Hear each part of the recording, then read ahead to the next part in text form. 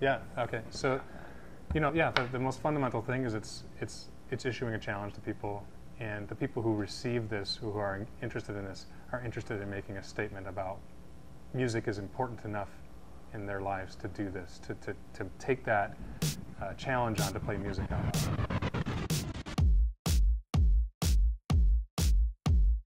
The original question was very open-ended, of course. We were looking at a lot of different product categories, from soft goods to accessories to home speakers.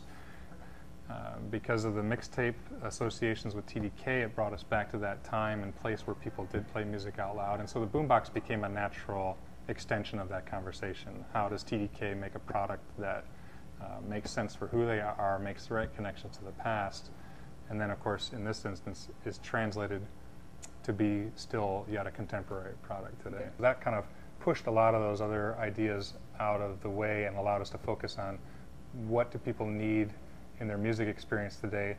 Then that quickly led to what's missing in today's music experience, and that is the ability to play music out loud. And there was something, of course, about boomboxes that were very much, for lack of a better word, they're very much in your face. Play your music out loud, it's okay to do that.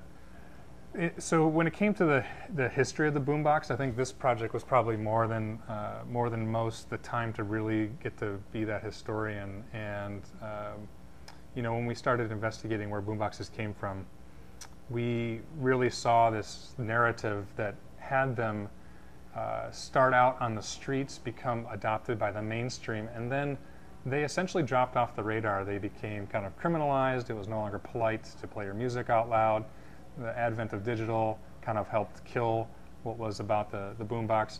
So for us to understand why it was originally successful, why it had also failed because it had adopted itself in a lot of compromising ways to the masses, when we understood that narrative, I think it allowed us to pay more attention to how to reinterpret this.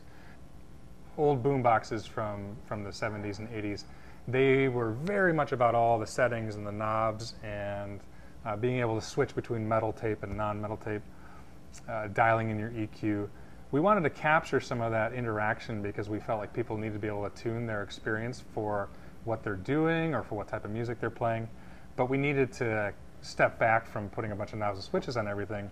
And that's the beauty of what digital can bring to experiences, is that contextual nature where the digital experience shows you the interaction that you need at the time.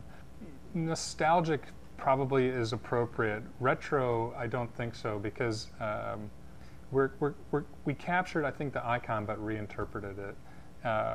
Boomboxes were about putting that really forward-facing expression of sound out there and putting a handle on it and making it portable. That's the most core expression of what a boombox is. Speakers, handle.